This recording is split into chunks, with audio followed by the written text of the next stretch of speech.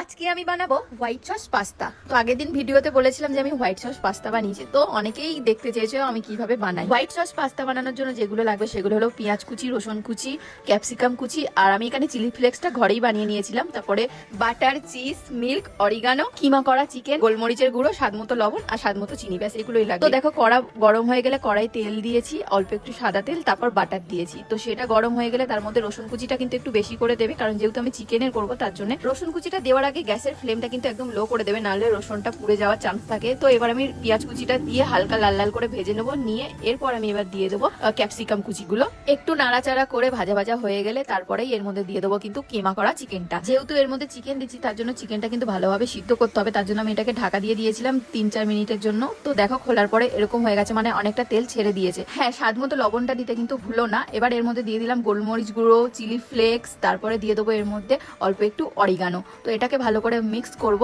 মানে ভালো করে ভাজা ভাজা করব। আর জানো, এটা করার আগে কিন্তু আমি ভেজ হোয়াইট সস পাস্তা করেছিলাম আমার বরের জন্য। আসলে ও নন ভেজ খাবে না, তার জন্যই কিন্তু আলাদা করে ওর জন্য হোয়াইট সস পাস্তাটা বানানো হয়েছে, যেটাও খেতে কিন্তু দারুণ হয়েছিল। তোমরা যদি চাও যে চিকেন দেবে না, চিকেন ছাড়াও কিন্তু পুরো রেসিপিটা সেমই থাকবে, শুধু চিকেনটা বাদ দিয়ে করতে পারো তোমরা। বরের কাছ থেকে রিভিউ নেওয়ার পর চলে আসলাম রান্নাঘরে। এসে দেখছি চিকেনটা একদম ভাজা ভাজা হয়ে গেছে, তেলও ছেড়ে দিয়েছে। এরপর আমি আগে থেকে সিদ্ধ করে রাখা পাস্তাগুলো দিয়ে দেবো। পাস্তাগুলো দেওয়ার পরে কিন্তু ভালোভাবে একটু নাড়াচাড়া করে ভেজে নেবো। তো এর মধ্যে এবার একটু দিয়ে দেবো হচ্ছে লবণ, আর দিয়ে দেবো স্বাদ মতো চিনি। তো তোমরা তোমাদের স্বাদ মতো চিনিটা দিও। আর হোয়াইট সস পাস্তাটা কিন্তু এমনিতেই একটু মিষ্টি মিষ্টি খেতে হয়। তো এর মধ্যে দিয়ে দেবো এরপরে গোলমরিচের গুঁড়ো দিয়ে ভালোভাবে নাড়াচাড়া করে ভালোভাবে পাস্তাটাকে ভেজে নেবো। তো পাস্তা আমাদের কিন্তু রেডি। এবার আমাদের বানাতে হবে হোয়াইট সসটা। হোয়াইট সস বানানোর জন্য প্যানের মধ্যে আমি অল্প একটু সাদা তেল দিয়ে তার মধ্যে দিয়ে দিলাম বাটার। বাটার দিলে কিন্তু ভালো ফ্লেভার আসে। তো এরপর আমি এর মধ্যে দিয়ে দেবো একটু রসুন কুচি। রসুন কুচি আর বাটারের মানে স্মেলটা জাস্ট অসাধারণ আসে। আর এখানেও কিন্তু তোমরা ফ্লেমটাকে লো করে রাখবে, নাহলে কিন্তু রসুনটা পুড়ে যাবে।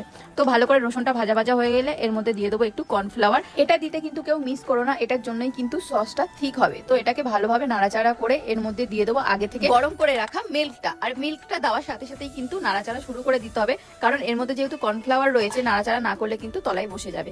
তো ফ্লেমটা একদম লোতে দিয়ে ভালোভাবে নাড়াচাড়া করে নেওয়ার পর আমি এর মধ্যে দিয়ে দেবো একটু চিলি ফ্লেক্স, অরিগানো, গোলমরিচের গুঁড়ো, সমস্ত কিছু দিয়ে স্বাদ মতো একটু লবণ আর স্বাদ মতো চিনি। চিনিটা কিন্তু তোমরা তোমাদের স্বাদ মতো দেবে, আমি বারবার বলছি, কারণ অনেকে একটু বেশি মিষ্টি খেতে পছন্দ করে, অনেকে কম মিষ্টি খেতে পছন্দ করে। তো কিছুক্ষণ নাড়াচাড়া করার পর আমার সসটা রেডি হয়ে গেছে। থিকনেসটা তোমরা বুঝতে পারছো, খুব মোটাও না খুব পাতলাও না। এরপর আমার আগে থেকে রেডি করে রাখা পাস্তাগুলো আমি এর মধ্যে দিয়ে দেবো। পাস্তাগুলো দিয়ে এবার আমি কিন্তু সসের মধ্যে ভালোভাবে পাস্তাগুলোকে মিশিয়ে নেব।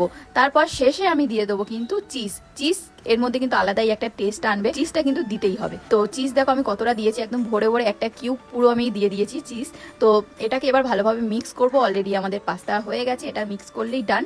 তো এরপর শেষে আমি এর মধ্যে দিয়ে দেবো জাস্ট গার্নিশিং এর জন্য আমি দিয়ে দেবো হচ্ছে চিলি ফ্লেক্স আর অরিগানো আর একটু গোলমরিচের গুঁড়ো। তোমরা দেখতেই পাচ্ছ কেমন হয়েছে, জাস্ট খেতে কিন্তু দারুণ হয়েছিল। তোমরা একবার বাড়িতে কিন্তু অবশ্যই ট্রাই করে দেখতে পারো। বেশি কিন্তু সময়ও লাগে না এটা বানাতে। আর যাদের বাচ্চা রয়েছে, বাচ্চারা কিন্তু এটা খেতে খুবই পছন্দ করবে। তোমরা একবার অবশ্যই বানিয়ে তাদেরকে কিন্তু খাওয়াতে পারো। তো দেখতেই পাচ্ছ কি সুন্দর জুসি জুসি টাইপের দেখতে হয়েছে। এটা আমি আমার শ্বশুরমশাইয়ের জন্য তুলে রেখেছিলাম, তারপর এটা নিয়ে গেলাম মায়ের কাছে। তো মা তো খেয়ে বললো জাস্ট দারুণ হয়েছে।